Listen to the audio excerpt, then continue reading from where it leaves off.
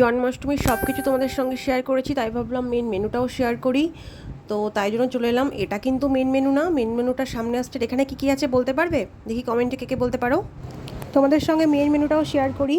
এটা হচ্ছে মোচার চপ, যেটা সবার প্রথমেই দিয়ে দিয়েছিল, আর ভীষণ গরম ছিল, কিন্তু আমার কাছে মোচার চপটা ভালো লাগেনি। এটা হচ্ছে লুচি, আর লুচির সঙ্গে ছিল মটর।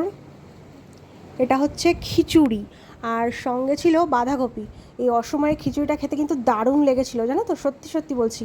এটা হচ্ছে বিরিয়ানি, কিন্তু বিষয়টা হচ্ছে এটা কিন্তু নিরামিষ বিরিয়ানি।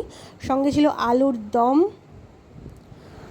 আর ছিল, এটা কিন্তু কোনো ভেটকি পাতুরি না, এটা হচ্ছে পনির পাতুরি। পনির পাতুরিটা খেতে কিন্তু দারুণ ছিল, সব থেকে বড় কথা ভীষণ গরম ছিল। আমরা কিন্তু অনেক রাত্রে খেয়েছি, তারপরেও এত সুন্দর গরম, প্রত্যেকটা খাবার ভীষণ ভালো খেতে। আর আমি তো আলুর দমটা আবারও পরে নিয়ে নিলাম, আমার এত ভালো লেগে গেছিলো। আমি পনিরটাও পরে নিয়েছি, কিন্তু সেটা তোমরা পরে দেখো। এটা ভীষণ গরম, মানে আমি খুলতে পারছিলাম না, এতটাই গরম। আর খেতেও ভীষণ ভালো স্বাদ ছিল প্রত্যেকটাই। বিরিয়ানিটাও খেতে ভীষণ ভালো ছিল। নিরামিষ বিরিয়ানি খাচ্ছি মনে হচ্ছে না। নিরামিষ বিরিয়ানি শুনে তোমরা আবার অনেকে অনেক কিছু বলতে পারো, কিন্তু যেটা সত্যি সেটাই বললাম।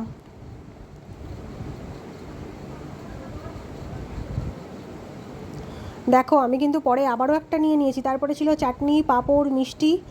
তো সবটাই তোমাদের সঙ্গে শেয়ার করলাম। এখানে কিন্তু পান নেওয়ার জন্য আমি দাঁড়িয়েছিলাম। আমি পান খাই। আজকের মতো টাটা, তোমরা সবাই ভালো থেকো, দেখা হবে নতুন ব্লগে।